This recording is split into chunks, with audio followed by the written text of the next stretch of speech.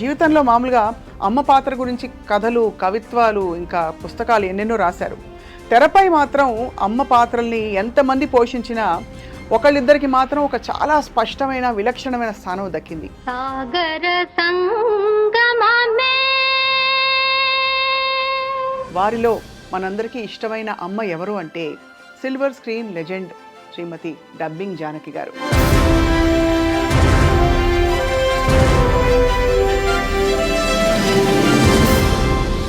Dubbing Janaki గారు అని పేరు ఉంటుందా అంటే ఆ పేరు ఎలా వచ్చింది?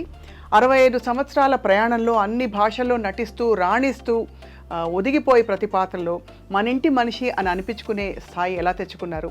వారిని అడిగి తెలుసుకుందాం. అమ్మ, మీకు సాదర నమస్కారాలు. అమ్మని మించి దైవం ఉన్నదా, ఆత్మను మించి అద్దమున్నదా? పేద మధ్యతరగతి బ్రాహ్మణులలో అమ్మ ఎలా ఉంటుందో అలా ఉంటారమ్మ. ఒక మాసిపోయిన చీర, ఒక గ్లిజరిన్ బాటిల్ నన్ను చూడగానే. నాన్నగారు బుర్రకథలు చెప్పేవారు కొంత అని వినికిడి. నా జీవితంలో నాకు ఇష్టం లేని ఏదంటే 3, కానీ ఆ 3 నేను తప్పించుకోలేకపోయాను. అటువంటిది ఆ మిలిటరీ వాడే నా మొగుడు. మరి అయిష్టంగా సినిమాల్లోకి ఎలా వచ్చారు? బతకడం కోసం వచ్చాను అని చెప్పాలి. చెన్నై, నేను మా వారు ఇద్దరం చిన్న వయసులోనే, మాది లవ్ మ్యారేజ్. ఏం చూసి నచ్చారమ్మా? మహామహులు అందరూ సరసన నటించారు మీరు. అవును. నేను హీరోయిన్ అవ్వాలని కానీ, ఇంకా నేను టాప్ మంచి ఫీమేల్ ఓరియంటెడ్ పాత్రలో నటించాలని ఎప్పుడు లేదా అమ్మ మీకు? బతకడానికి కావలసిన డబ్బులు మనకు వస్తే చాలు. మీరు డబ్బింగ్ చెప్పిన క్యారెక్టర్స్ అందరూ ర్యాంప్ క్యారెక్టర్స్ ఎక్కువ చెప్పాను. జయమాలిని, జ్యోతిలక్ష్మి.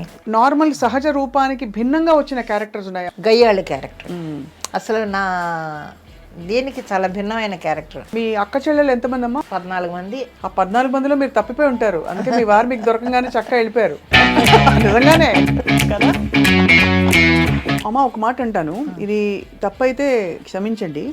మీలో నాకు ఎక్కడో బహుశా మీకు కావలసినట్టే జీవితం జరిగిందా లేదా? ఆయన చనిపోయిన 5వ రోజు నేను ఇక్కడ షూటింగ్కి వచ్చాను హైదరాబాద్. కష్టం వచ్చిందా కాసేపు అలా కూర్చొని కళ్ళు మూసుకొని కాసేపు ప్రేయర్ చేసుకుంటాను. అబార్షన్ అయ్యి మంచం మీద ఉన్నాను. బాత్రూమ్ నుంచి మంచం వరకు బ్లీడింగ్. ఏ మగాడు ఎవడ చేస్తాడు? ఎప్పుడైనా బద్దకించి అలా పడుకుంటే చెళ్ళుని పాదం మీద ఇలా కొడతాడు. మీకు పునర్జన్మ ఉంటుందో లేదో నాకు తెలియదు, కానీ తప్పకుండా మళ్ళీ అంటూ ఎక్కడో మీరు సార్ కలుసుకుంటారు తప్పకుండా.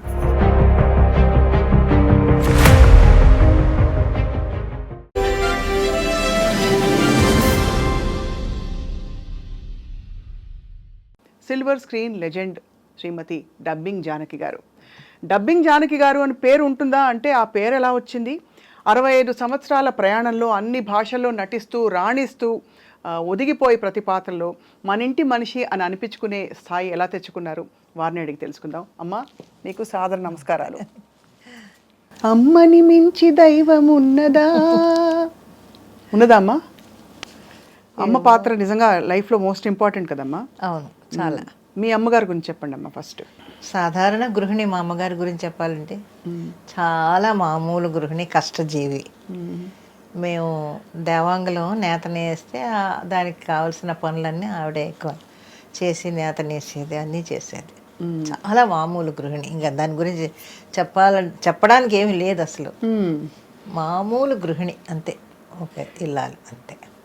కానీ మీ అంటే కులవృత్తి, ఇంటి నేపథ్యం నుంచి మీరు చూస్తే, అంటే నాన్నగారు బుర్రకథలు చెప్పేవారు కొంత అని వినికిడి కాకుండా మీకు అసలు కళలతో, సాహిత్యంతో, భాషతో పరిచయం ఎలా మొదలైంది?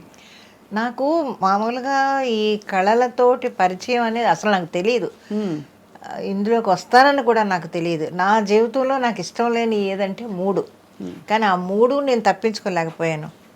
1 సినిమాల్లో వేషాలు వేయడం, 2 మిలిటరీ వాడిని పెళ్లి చేసుకోవడం,